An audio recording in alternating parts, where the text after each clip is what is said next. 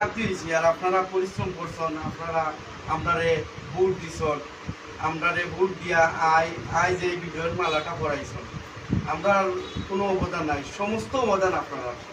আমরা চিরঋণী, আমরা পরিবারের চিরঋণী। আজ এই বিজয় হওয়ার কারণে গিয়ে আজ আপনারা লইয়া আমরা বইতাম পারছি।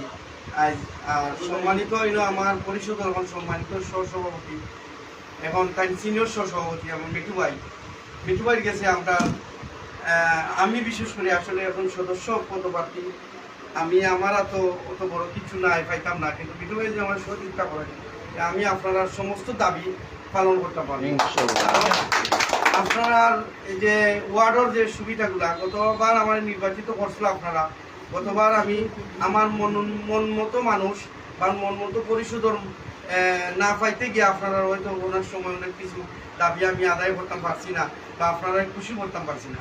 আমি ও আশা দিলাম আমি আপনারা সর্বোচ্চ আমার সভাপতি আছেন, সিনিয়র সহসভাপতি আছেন, আপনারা আমার কাছে কইবা, আমার ওয়ার্ডের যে কোনো সমস্যা হয় না কেন আপনারা দাবি দিবা, আমি চেষ্টা করবো আমি আমার সিনিয়র যারা আসন পরিষদ থেকে আমি আনতাম।